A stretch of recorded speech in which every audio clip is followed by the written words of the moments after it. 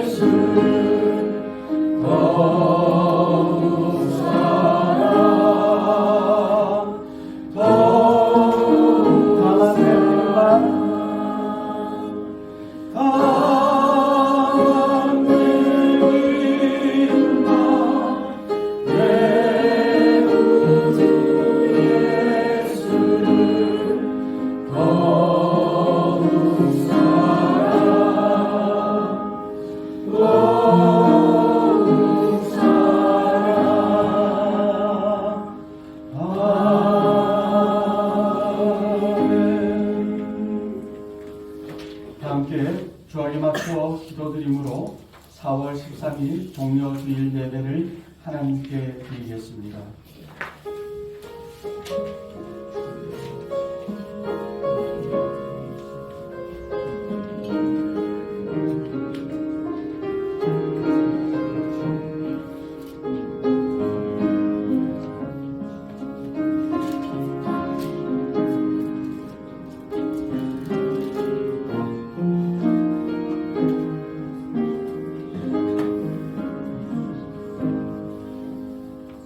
시온 딸에게 이르기를 내 왕이 내게 임하나니 그는 겸손하여 나귀 곧 멍에 매는 짐승의 새끼를 탔도다 하라.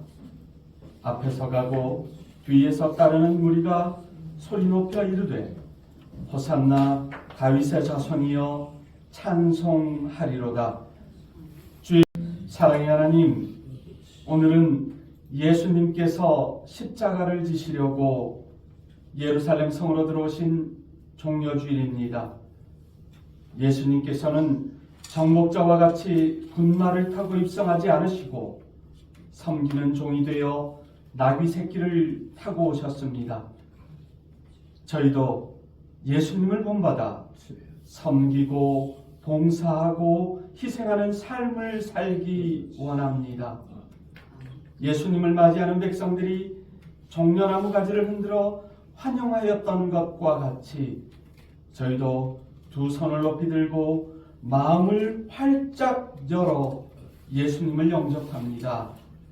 앞에서 가고 뒤에서 따르는 우리가 호산나를 외치며 예수님께 합당한 영광을 돌렸던 것과 같이 저희도 이 시간 예수님만 찬양하며 예수님께만 영광 돌리기를 원하오며 구주 예수 그리스도 이름으로 기원하옵나이다. 아멘. 찬송 38장으로 하나님을 높여드립시다.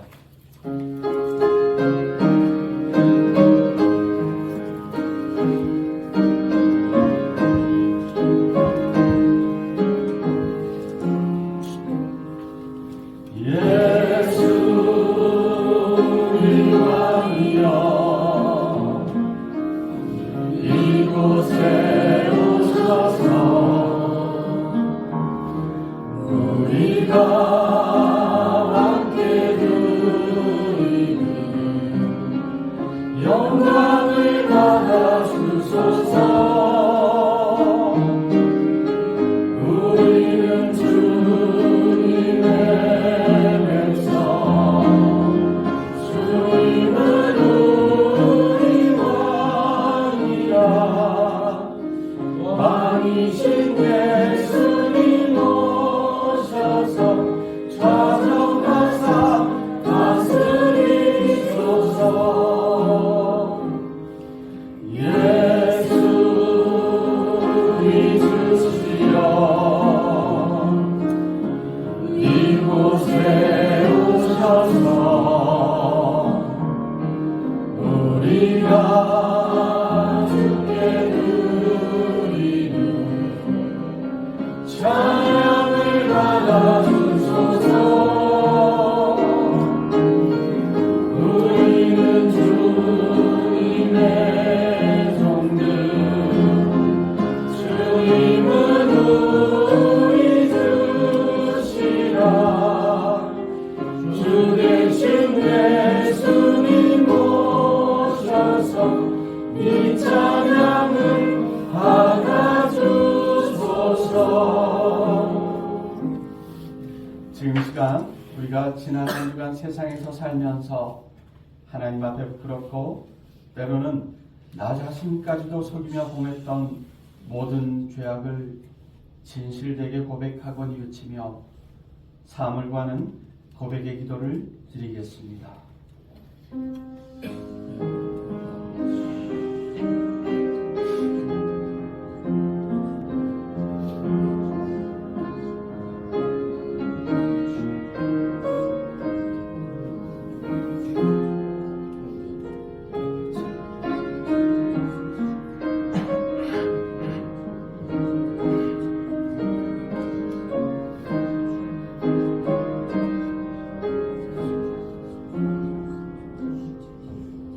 다함이 없는 사랑으로 죄인을 구원하여 주시는 하나님 아버지, 이 땅에 구세주로 오신 예수님을 묵상하면서 이 고백의 기도를 드립니다. 예수님께서는 털 깎는 자 앞에서 잠잠한 어린 양과 같이 순종하셨는데 저희는 하나님의 뜻을 거역하며 불순종했습니다. 그동안 저희는 이기적인 욕망을 갈구하는 것이 기도라 착각하며 내 욕심을 표출하였습니다. 가장 거룩하고 순수해야 할 기도의 내용까지도 왜곡하며 신앙생활을 했던 저희의 어리석음을 용서하여 주옵소서. 자신을 십자가에 못 박는 자들까지 용서하시던 그 주님을 바라보면서 이웃을 정죄하던 저희의 냉혹했던 태도를 회개합니다.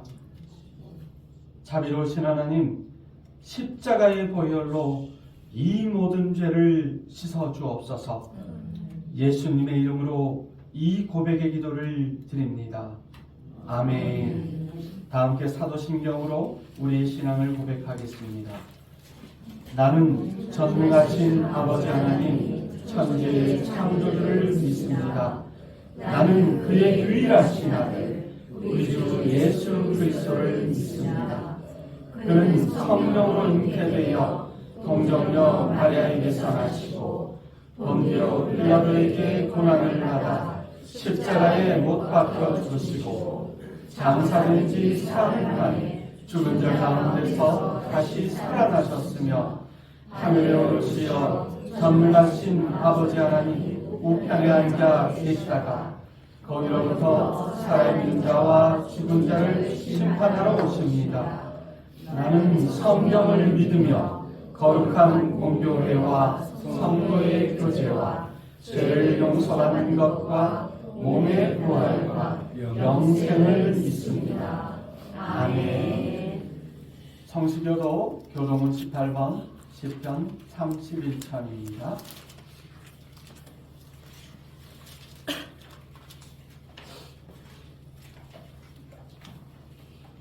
우리 함께 교독하겠습니다. 여호와여, 내가 주께 피하오니 나를 영원히 부끄럽게 하지 마시고 주의 공의로 나를 건지소서. 내 귀를 기울여 속히 건지시고 내 견고한 바위와 구원하는 산성이 되소서. 주는 나의 반석과 산성이시니 그러므로 주의 이름을 생각하셔서 나를 인도하시고 지도하소서. 그들이 나를 위하여 힘이 미친 그물에서 떼주소서. 주는 나의 산성이시니라. 내가 나의 영을 주의 손에 부탁하나이다. 진리 하나님 여호와여, 나를 속량하셨나이다. 내가 허탄한 거짓을 숭상하는 자들을 미워하고 여호와를 의지하나이다. 내가 주의 인자심을 기뻐하며 즐거워할 것은 주께서 나의 고난을 보시고 환난 중에 있는 내 영혼을 아셨으며 나를 원수의 수중에 가리지 아니하셨고 내 발을 넓은 곳에 세우셨습니다. 아멘. 찬송가 91장으로 하나님을 높여드리겠습니다.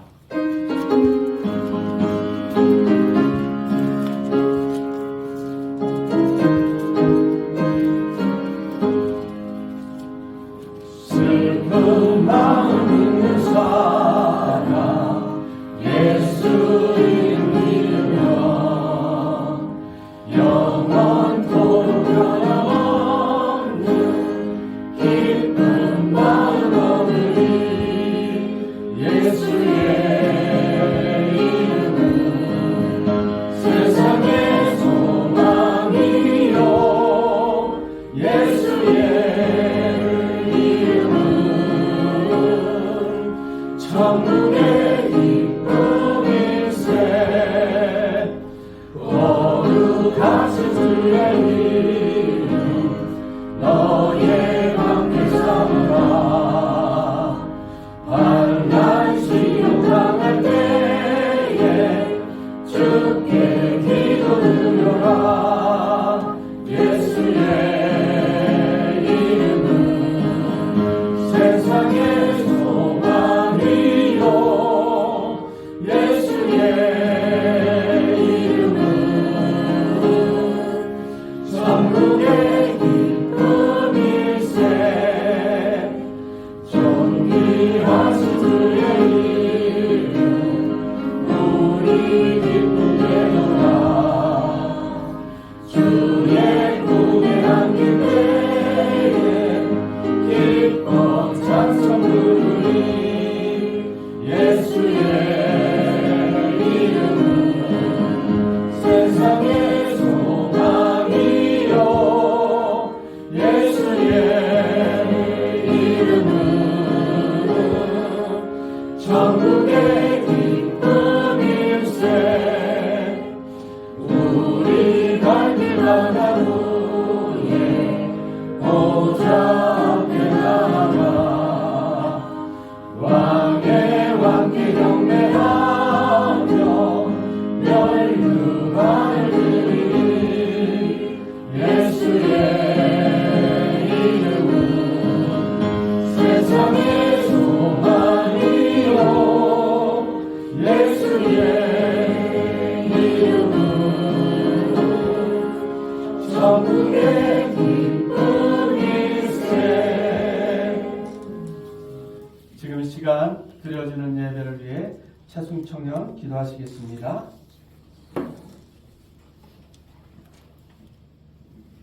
하나님 아버지 은혜 감사드립니다.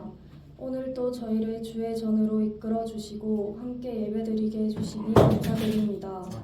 오늘도 주님만 홀로 영광 받으시는 예배가 되게 도와주시고 말씀과 찬양, 기도를 통해 우리가 영의 양식을 채우는 시간 되게 도와주시옵소서.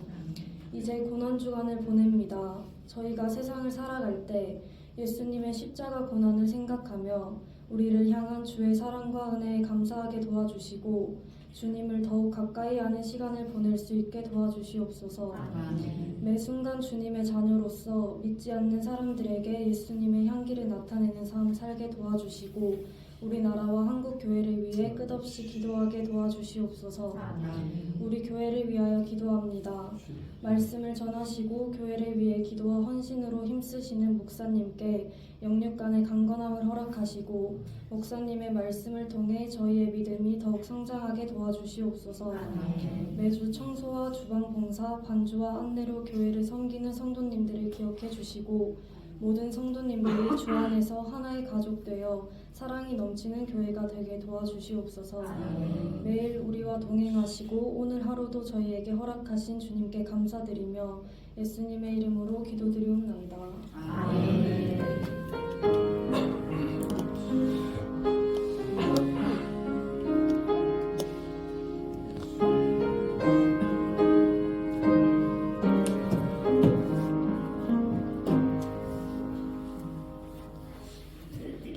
오늘 우리에게 주시는 하나님의 말씀은 요한복음 12장 12절에서 13절까지의 말씀입니다. 요한복음 12장 12절에서 13절까지의 말씀입니다.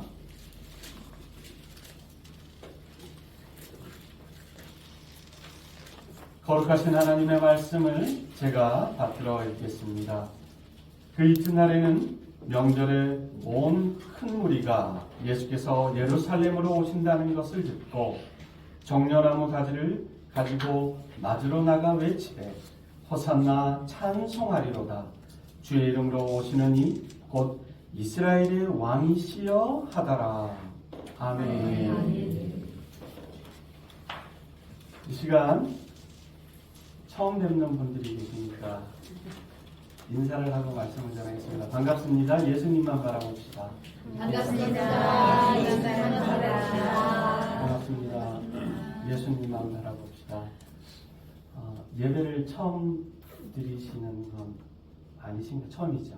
네. 그러면은 말씀을 듣기 전에 꼭 기억하셔야 될 것은 절대로 해치지 않습니다. 편안하게 계시면 됩니다. 결혼을 이제 하실 분은 누구죠? 다 하셨어요? 저는 주민재 성도님이 너무 동안이셔서 자녀분들 성함은 이렇게 보고 기도는 하는데 애기들입니다. 몇 학년인지 이러고 있었는데 그래요. 반갑습니다. 자제분들은 이제 2세 계획은요? 다 배 있어요. 그래요? 이러면 곤란한데. 뭐가 곤란하냐? 행복해서 곤란한데. 되는 것만도 행복한데 더 행복합니다. 분위기를 환기시키기 위해서 지난주에 있었던 재밌는 일을 전해드리려고 해요. 저는 결혼을 일찍 하지는 않았어요. 39에 결혼을 했어요. 39에 결혼해서 이제 저희 아이가 5학년인데 지난주 수요기대로 마치고 집에 가서 이제 식사를 하는데 하율이가 그렇게 얘기하는 겁니다. 아빠는 왜 낙엽을 먹어? 콩잎이랑 밥 먹는데 낙엽이랑 밥을 먹는다고 낙엽이 맛있냐라고 물어보는 겁니다. 그런데 일주일 내내 그게 너무 웃긴 거예요. 아빠는 왜 낙엽을 먹어? 그러면서 사순절 동안 하나님의 은혜를 묵상하기를 하나님 앞에 우리가 서툴러도 몰라도 처음 예배를 드리셔도 찬송가가 어디 있고 성경이 있어도 못 찾아도 하나님의 마음이 그러시지 않으실까? 낙엽을 왜 먹어? 라는 말처럼 성경에 그런 말씀이 있어요. 두세 사람이 내 이름으로 모인 곳에 나도 그들 중에 있느니라는 말씀이 있어요. 오늘 설교 원고는 아닙니다만 예전에 일본에서 아주 똑똑한 학생들이 모여 있는데 어떤 목사님이 집회를 가지셨어요. 집회를 가지셨는데 이제 집회를 끝나고 이렇게 간담회를 하는 시간이 되었는데 공학을 하고 화학을 하고 과학을 하는 청년이 아주 똑똑한 수재 청년이 질문을 했습니다. 이 세상에 하나님이 어디 있습니까? 그 말이 되는 소리를 하십시오. 내가 일본에서 살고 있지만 저 신사에 있는 수만 가지 선들 다 가짜고 그저 뭐 자기 마음 편하려고 그러는 거 아닙니까? 라는 이야기를 하는 거예요. 그러면 좋다. 학생, 내가 학생에게 하나님을 보여주겠다. 내가 하나님을 보여주겠다. 단 하나님을 보여주기 전에 한 가지만 하면 된다. 학생은 똑똑하고 또 과학도 공부하고 여러 가지를 했으니까 사람이 흘리는 눈물 중에 특히 자식을 잃은 어머니의 눈물 반병, 그리고 화학적으로 그 눈물의 성분과 똑같은 인공 눈물을 반병을 만들어 가지고 오면 내가 하나님을 보여주겠다. 그러니까 이 청년은 너무 신났어요. 그런 나머지 마침 자기랑 어릴 때부터 지냈던 동네 친구가 교통사고로 죽었는데 그 장례식장에 가서 우는 어머니한테 사정사정해서 어머니의 눈물을 받아오고, 그리고 실험실에 가서 자기가 알고 있는 눈물 속에는 수분이 있겠죠. 그리고 염분이 있을 것이고 어느 정도 일정한 양의 성분들이 있으니까 똑같이 눈물을 2개를 만들어 가지고 와서 그 목사님에게 만들어 왔으니까 이제 하나님 보여달라고 이야기를 했습니다. 조금만 너무 급하니까 천천히 하지 라고 말씀하시더니만 그 청년에게 한 가지를 물었어요. 어떤 게 그 어머니의 눈물인가? 라고 이겁니다. 그러면 이 눈물에는 자식을 잃은 어머니의 슬픔과 사랑이 담겨 있나? 라고 물어봤습니다. 여러분의 생각은 어떠십니까? 그 눈물에는 자식을 잃은 어머니의 슬픔이 담겨 있을까요? 그렇습니다. 처음 신앙생활을 하시고 예수님을 잘 모르는 분들이, 그리고 교회에 한번 나왔다가 새가족 전도 축제에 나왔다가 1등 김치 냉장고는 고사하고 5등 테팔 후라이팬 하나 당첨만 하면 하나님 없다고 그 다음부터 교회를 안 나오시는 분들은 유념하여야 할 것이, 우리 하나님은 믿는 만큼 보여주시는 분이라는 거죠. 보여주면 믿겠습니다. 보여주면 하겠습니다. 보여주면 어머니 따라 교회 열심히 나올게요.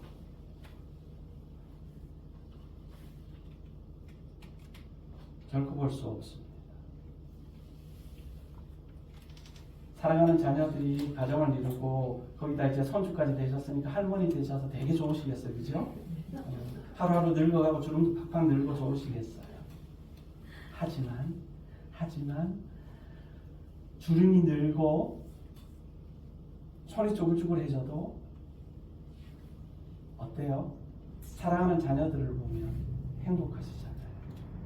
마찬가지로 우리 예수님은 십자가라는 가장 고통스러운 사형 틀을 향하여 스스로 걸어 나가시면서 아프고 힘드시겠지만 우리를 구원하시겠다는 그 마음 때문에 기뻐하시지 않았을까라는 생각을 해보게 됩니다. 이 땅에 성육신, 거룩한 육체로 오신 예수님께서는 처음에 회개해라, 천국이 가까이 왔다라는 말씀과 함께 3년 동안 온 인류를 사랑하신 공생의 사역을 시작하셨고, 그 막바지에 이르러서 십자가의 죽으심으로 온 인류를 구원하시기 위해 예루살렘이라는 성으로 들어가셨습니다. 아시겠지만 십자가는 단순히 교회나 성당의 액세서리가 아니라 그 당시에 가장 어떻게 하면 사람을 괴롭게 죽일 수 있을까라는 데서 착안된 사형 도구였습니다. 기둥이 있고 죄를 지은 사람에게 그 십자가를 직접 지게 하고 그리고 온 동네를 돌아다니며 조리돌림, 비웃음 당하고 욕먹고 수치를 다 당하게 한 다음에 자기가 죽어야 할 사형 도구에 결국은 매달아서 죽게 하는 건데, 십자가에 못을 박는 그 부위가 가장 많은 신경들이 지나서 고통은 가장 극심하고 바로 죽지는 않는, 사람이 생각한 가장 잔인한 사형 도구였습니다. 오늘 읽은 본문은 예수님께서 이제 그 죽음의 길, 본인이 죽어야 하는 그 비웃음당해야 하는 예루살렘으로 들어가시기 전에 나귀 새끼 나귀를 타셨다라는 부분이에요. 그런데 그때 사람들이 호산나 다윗의 자손이여 찬송하리로다 주의 이름으로 오시는 이여 라고 환호했습니다. 왜? 예수님은 살아생전 죽은 자도 살리시고 또 수많은 사람도 먹이시고 평생 난치병, 불치병에 앓는 장애인들도 고쳐주시고 능력을 행했기 때문에 이스라엘 백성들은 거의 당시에 우리 로마가 나오는 등장하는 영화, 대표적인 영화가 뭐가 있죠? 예전 분들은 포바디스를 떠올리시는데 요즘 젊은 세대나 그나마 중년층 이하는 글래디에이터를 떠올리실 겁니다. 이스라엘 사람들은 로마의 지배를 받는 거의 식민지였죠.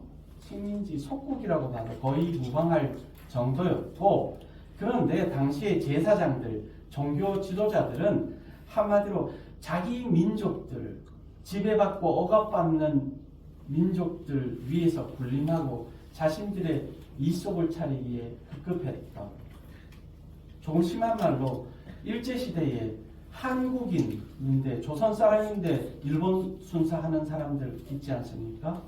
6.25 때 예전에 조형기 씨가 저 어릴 때인데 MBC 드라마의 베스트 극장인가 나왔는데 완장이라는, 그러니까 공산당이 남한으로 밀려 내려왔는데 자기들이 앞장서서 빨간 완장을 찾고 독립 사람들을 학살하던 그런 역할을 했죠. 그러니까 이스라엘 백성들이 호산나 다윗의 자손이요 환영한 이유는 뭐다? 예수님께서 저 로마 제국을 신적인 권능으로 기적으로 갈아엎으시고 우리는 독립하고 아주 진짜 행복한 날을 꿈꿨던 것입니다. 그 사람들이 어떻게 호산나, 옷이 있는 사람은 옷을 깔고 그 옷마저 없던 사람은 종려나무 가지를, 나뭇가지를 꺾어서 예수님이 나귀를 타고 지나가시는 길에 깔았다라는 내용이 오늘의 본문입니다. 왜 종려나무 가지를 깔았을까요?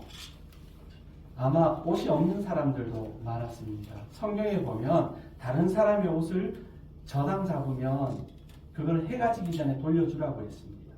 팔레스타인 지역은 일교차가 심해요. 그러니까 밤이 되면 춥겠죠.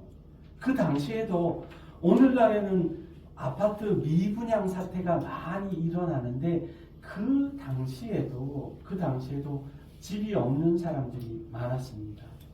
집이 없는 사람들은 결국은 옷이 집과 같은 상태지요. 그 옷이 없으면 어떡합니까? 비바람 맞고 찬바람 부는데. 그래서 아무리 그래도 모진 사람도 해지기 전에 돌려주라고 말씀하신 겁니다. 우리 예수님이 예루살렘으로 들어가시는 오늘의 장면은 사복음서 마태, 마가, 누가, 요한에 다 기록이 되어 있는 그런 내용입니다. 그만큼 중요한 부분이지요. 첫 번째 중요한 부분, 나귀를 타고 입성하신 예수님, 왜 나귀를 타셨을까? 스가랴서에도 나와 있죠. 겸손하셔서, 첫째는 겸손하셨습니다. 그래서 나귀를 타셨고, 나귀의 작은 것, 곧 나귀 새끼를 타셨다라고 말씀하셨습니다. 아니, 왜 예수님이 나귀 새끼를 타셨을까요? 그 전의 이야기입니다. 예수님께서 마태복음 21장에는 제자들에게 예루살렘 들어가기 전에 너희는 맞은편 동네에 가서 벳바게라는 마을에 들어가면 곧 나귀가 메인 걸 볼 거야. 그러면 주인에게 예수님께서 타실 거니까 나귀를 내어다오 해서 가지고 오라고 말씀을 하셨습니다. 이 이면에는 나귀의 입장을 하나 생각해 봐야 합니다. 나귀 새끼, 사람을 한 번도 등에 태워보지 않은 나귀는 얌전히 가만히 있을까요? 누군가 아니면 발버둥을 칠까요? 그렇겠죠.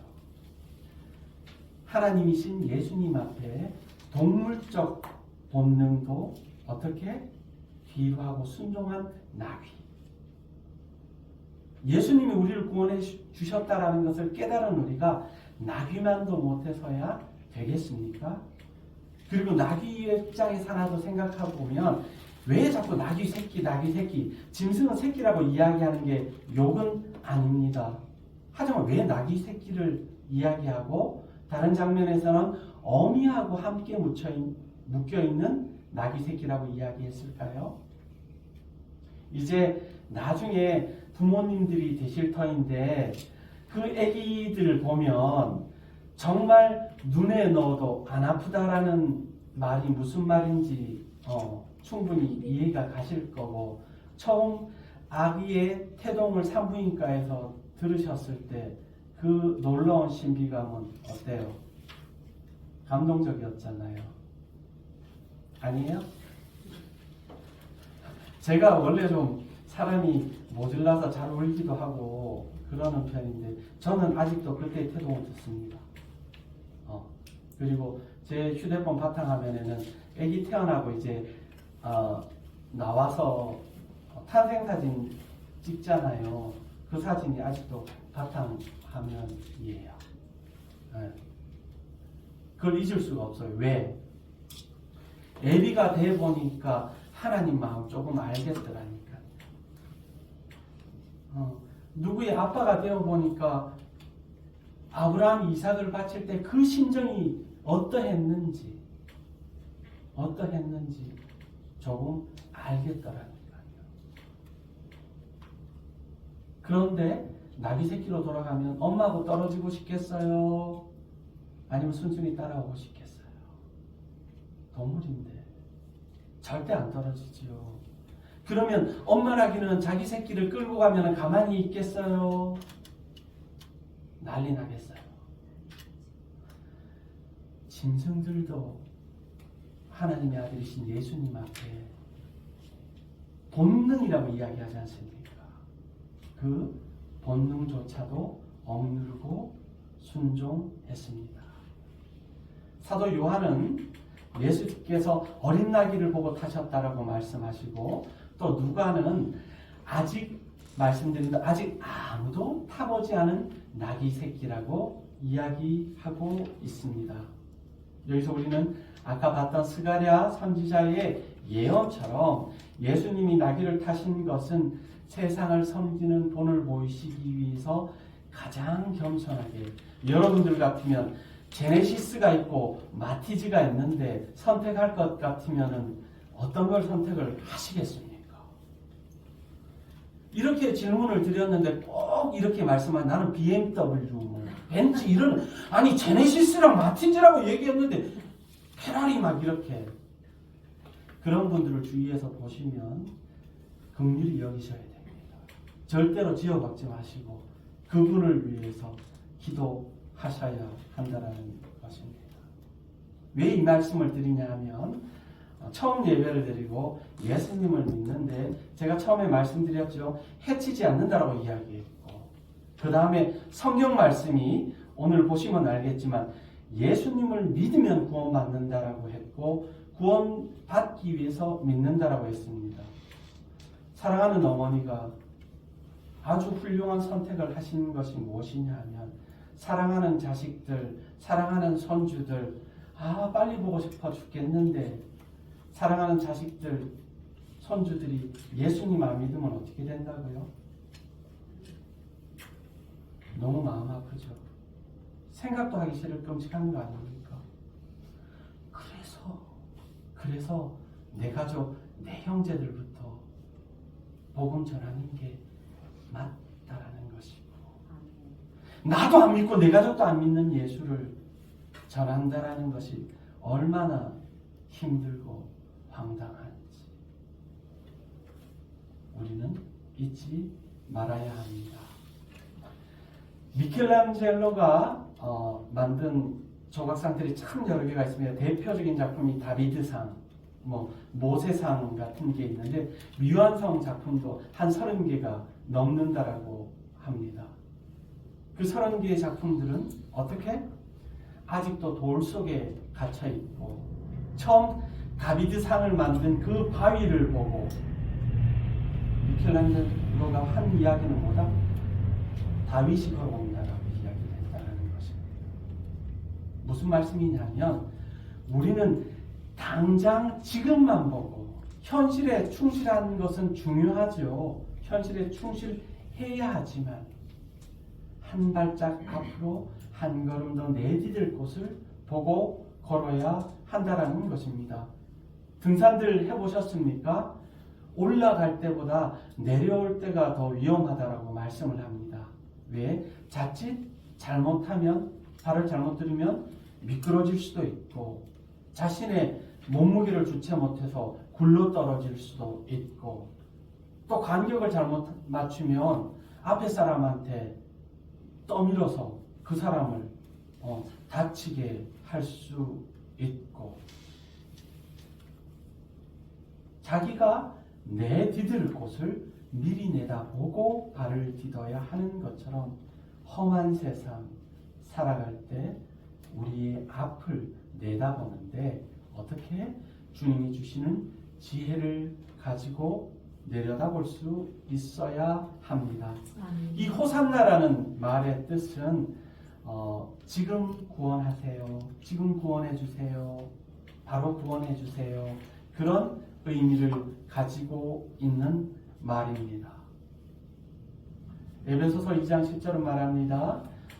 우리는 그가 만드신 바라 그리스도 예수 안에서 선한 일을 위하여 지으심을 받은 자니. 뭐 때문에 지음 받았다고요? 선한 일을 위하여. 선한 일을 위하여 지음 받은 자니, 이는 하나님이 전에 예비하사 우리로 그 가운데서 행하게 하려 하심이니라. 아멘. 세상에 저는 오랫동안 아이들과 이렇게 목회를 하면서 주고받으면서 말씀을 전하던 게 버릇이 돼서 우리 성도들한테도 끊임없이 질문을 던지고 그렇게 서로 하는데요. 교회를 안 다니시면서 혹시 직장이나 그런 데서 교회 다니시는 분들 계시던가요? 예수님 믿는 분들 계시던가요? 그 사람들하고 친하게 지낼만 하셨나요? 괜찮았어요? 정말? 예수 믿는 사람한테 혹시 돈 떼어 보신 적은, 사기당해 보신 적은 없으십니까? 그래요? 나름 평탄한 삶을 걸어오셨군요. 저는 예수 믿는 분한테 사기도 당해보고 돈도 떼어보고 성도라고 강요하면 마지못해서 청도 들어줘야 했던, 그래서 부득이하게 가정에 더 소홀할 수 없었던 그런 경험들이 있어서 예수 믿는 사람들을 만날 때 되게 조심하는 편입니다.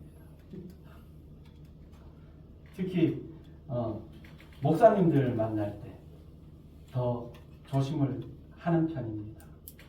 일단 말이 많으면 실수를 하기 마련이기 때문에 될 수 있으면 들으려고 하고 말하려고 하는 것보다 물어보시면 짧게 대답하는 정도로 하는 경우죠. 왜? 믿음이 있다 하는데 믿음보다는 내 생각, 내 판단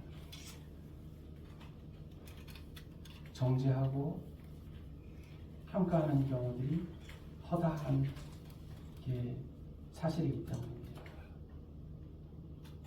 하지만 오늘 본문의 말씀처럼 또 그리고 지금 있는 말씀처럼 그리스도 예수 안에서 선한 일들을 위하여 지으심을 받으셨다는 것을 기억하셔야 합니다.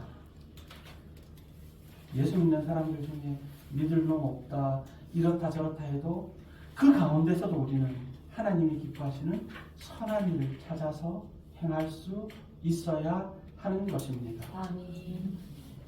앞에서 가고 뒤에서 따르는 사람들이 호산나 호산나 지금 구원해 주세요. 그 당시에 아마 상상을 해볼 때 잠실 주 경기장에서 임영웅을 만나는 사모님들의 함성 소리 못지않게 크게 환영받았을 거라고 저는 생각을 합니다. 어떤 분이 실제로 변호사님과 상담하는 내용 신문 기사에 실렸습니다. 아내를 젊은 트로트 가수 이모 씨에게 뺏겼다. TV에서 나오고 참 잘생기고 말도 잘하고 돈도 잘 벌고 성품도 좋은 젊은 트로트 가수예요. 임영웅 씨는 아닙니다. 이모 씨인데 어찌된 일인고 하니 열심히 가정에 행복하게 충실하던 사모님이 어느 날 무리스트 트롯인가 거기서를 보고 그 젊은 가수한테 빠지고 나서 온 집안의 포스터, 집에 남편 자식 밥 안 주고 애 용돈도 안 주고 하여튼 굿즈라고 나오는 거 상품은 다 사고 직장을 다니시는데 월급의 3분의 2 이상은 전부 다. 그러니까 지금까지 뭐 앨범 말고 하여튼 판매되는 상품만 수억을 사셨다라고. 그래서 결국은 이혼하겠다. 변호사님 어떻게 하면 좋아요? 라는 상담 내용이 신문 기사에 본 적이 있습니다. 과유불급이라는 말이 있죠. 지나치면 모자란만 못하다라는 이야기입니다. 예수님이 최고, 예수님 짱이요 난리냈던 저 사람들, 호산나 다윗의 자손이여 라고 했던 사람들이 불과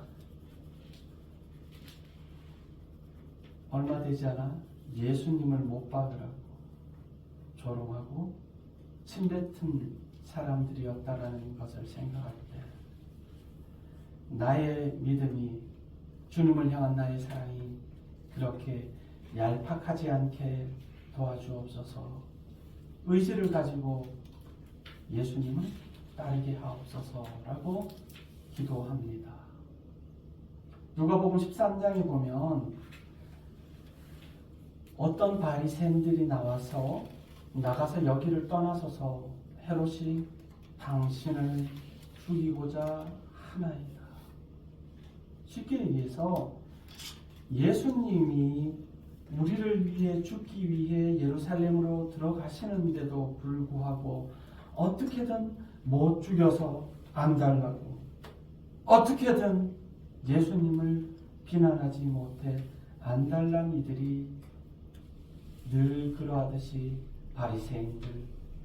바리새인이란 말은 나 하나님 잘 믿어, 하나님 율법대로 다 해, 하나님이 하라고 하신 거 나는 다 하는 사람이야, 나는 완벽해, 나는 완벽한 믿음을 가지고 있어 라고 자부하던 사람들이라고 해도 다르지 않습니다.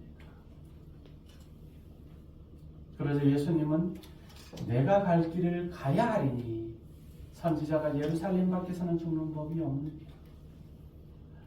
그래, 내가 너희들을 위해 아버지께 받은 사명을 감당하기 위해서 나는 이 길을 가야 한다라는 것입니다. 우리 함께 읽어보실까요? 앞에 보시고 시작. 내가 달려갈 길과 주 예수께 받은 사명 곧 하나님의 우리의 복음을 전하는 일 맞추어가는 나의 생명조차 조금도 귀한 것으로 여기지 아니한다. 아멘. 사도 바울의 증언입니다. 그리고 교회에서는 항전직 집사님이나 뭐 장로님이나 은퇴하실 때에 은퇴 기념패에 저 주로 가장 많이 새기는 글귀입니다. 내가 달려갈 길과 주 예수께 받은 사명, 나의 생명조차 조금도 귀한 것으로 여기지 아니하노라 라는 이 다짐, 바울의 그 다짐을 우리는 본받을 필요가 있습니다. 그러므로 여호와께서 하루 사이에 이스라엘 중에서 머리와 꼬리와 종려나무 가지와 갈대를 끊으시리니 라는 말씀이 이사야서 9장 14절의 말씀입니다. 15절에 보면 이게 무슨 소린가 당초에 못 알아듣겠는데 그 머리는 곧 장로와 존귀한 자요 그 꼬리는 곧 거짓말을 가르치는 선지자라. 앞서서 옷을 깔았다는 것은 진짜 예전에는 왕에게나 하던 것이었습니다.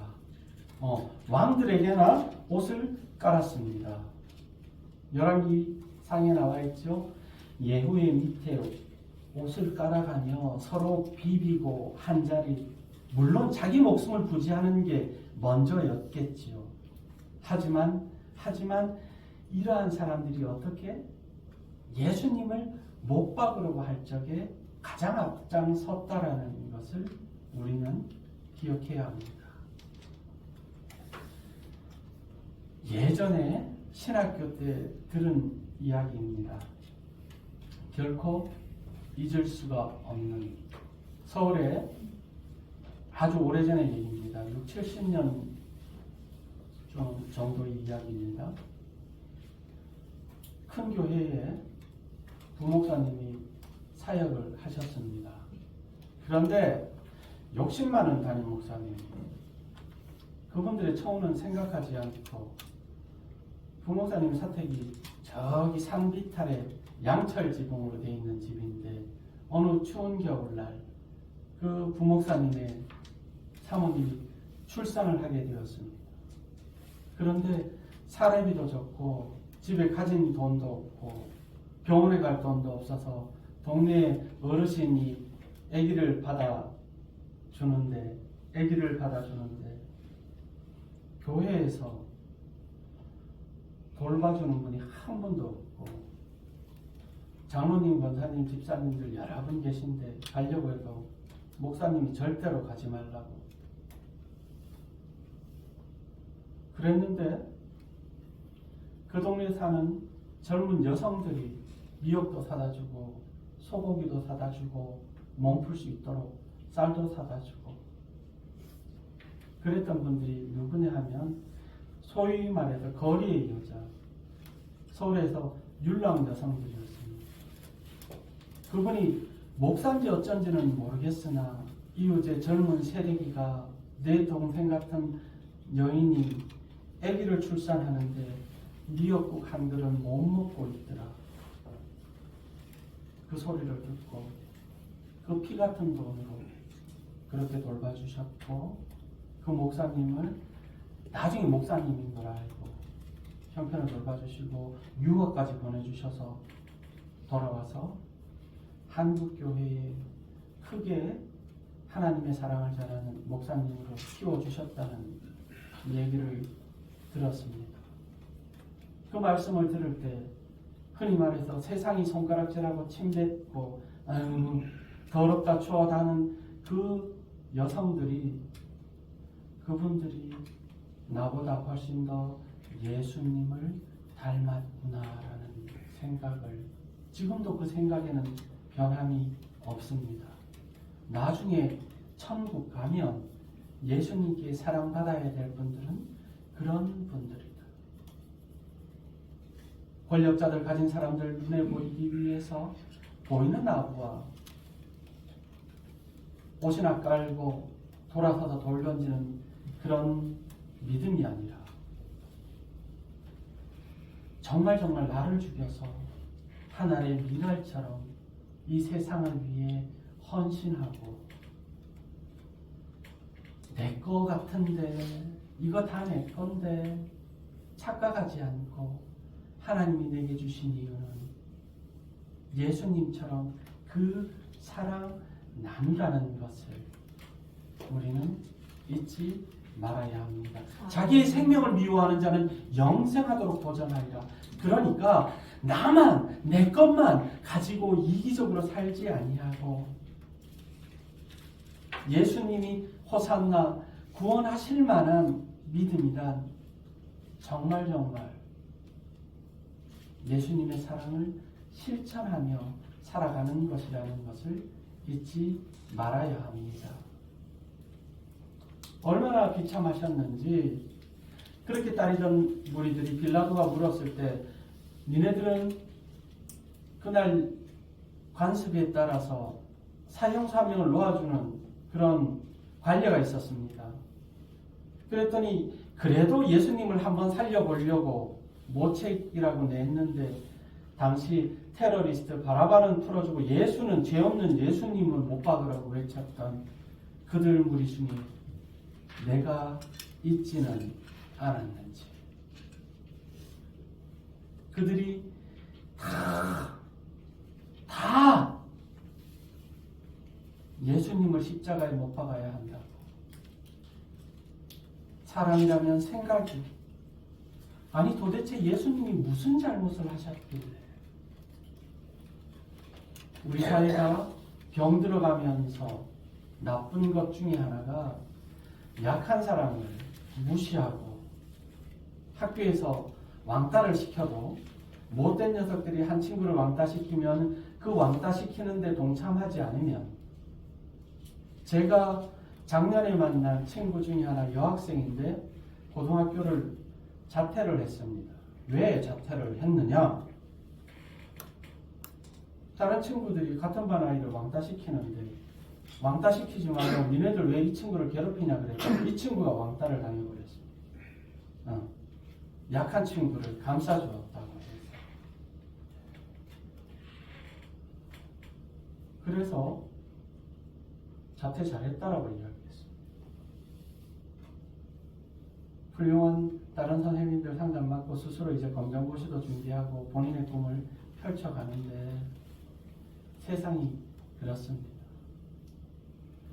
약한 사람은 어떻게든 밟으려 하고 어떻게든 뺏으려 하고 함부로 하려는 이 세상 가운데 우리는 십자가를 지신 예수님 따라 내 생명까지는 아니어도 연약한 이들을 감싸고 사랑하는 일에 최선을 다해야 합니다.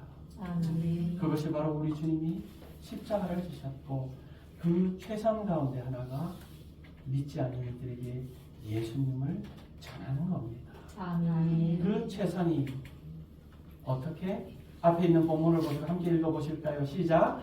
그러므로 그러므로 이제 그리스도 예수 안에 있는 자에게는 결코 정죄함이 없나니 누구든지 그리스도 안에 있으면 새로운 피조물이라 이전 것은 지나갔으니 보라 새 것이 되었도다라는 말씀처럼 우리의 지난 삶이 어떠했든지 예수님의 사랑으로 새롭게 태어나신 분이라는 것을 기억해야 합니다.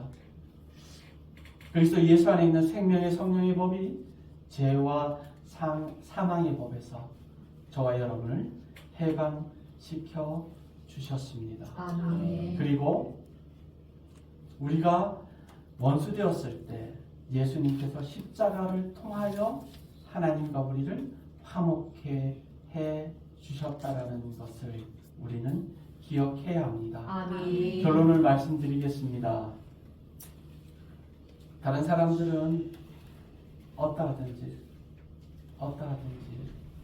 내가 정말 예수님 따라 살아가고 있는가를 먼저 생각하시고 아니요 예수님 저는 절대로 예수님을 떠나지 않아요. 아니 무슨 말씀이세요? 저 못 믿습니까? 큰 소리 쳤던 베드로가 새벽 닭이 울기 전에 3번이나 예수님을 부인했던 그 아픈 역사를 생각할 때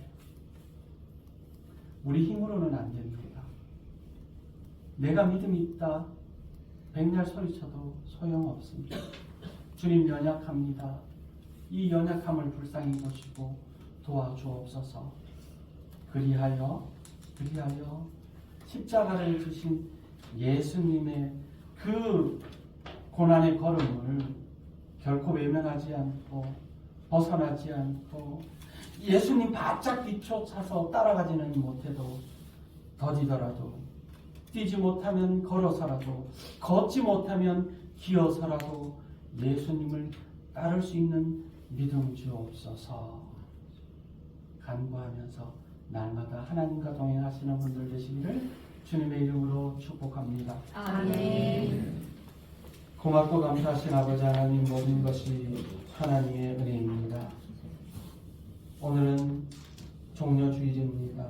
그 무엇보다 귀한 하나님의 은혜가 주민의 성도를 통하여 신채원 김성윤 그리고 신채린 서윤석 가정과 그 복중의 귀한 생명까지 예수님을 만나는 인연의 첫자락을 잡을 수 있게 하시는 은혜 감사드립니다. 아멘. 하루아침에 예수 믿고 하루아침에 정말 훌륭한 그리스도인이 되라고 하는 것이 아니라 그 예수님이 나를 사랑하신다라는 것에 대해 한 번쯤 귀 기울일 수 있는 마음 주시고 무엇보다 그 가정 위에 자녀들 위에 특별히 우리 예수님이 사랑하시는 어린 자녀들이 복중에 있습니다. 사랑하는 엄마 아빠 할머니 만나는 그날까지 아프지 말고 건강하게 잘 태어날 수 있도록 인도하여 주시고 하나님께서 그 뱃속의 아기들의 인생까지도 책임져 주옵소서. 아멘. 예수님의 이름으로 감사하며 기도드립니다. 아멘. 찬송 141장 부르시며 예물공헌하겠습니다. 즐거운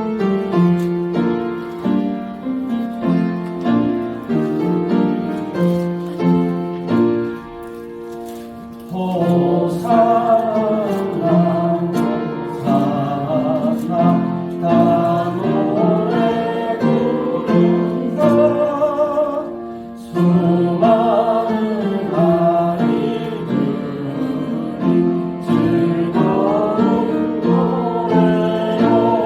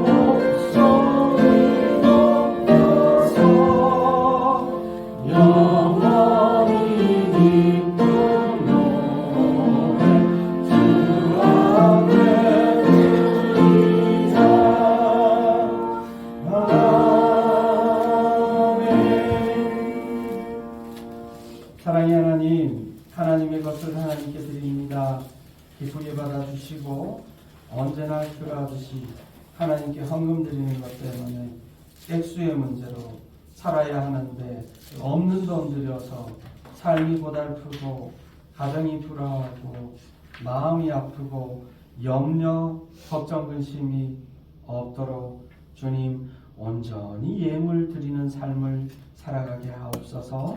오늘도 이 봉투 속에 하나님을 향한 저희들의 마음 곱게 적어 담게 하시고 무엇보다 오늘 함께 예배 드리는 이 사랑하는 가족들 신채원, 김성윤, 신채린, 서윤섭 가정 위에 복과 은혜를 더하여 주시고 이 가정들이 하나님께 온전히 드리는 거룩한 주님의 예물이 되게 하여 주옵소서. 아멘. 감사드리며 예수님의 이름으로 기도드립니다. 아멘.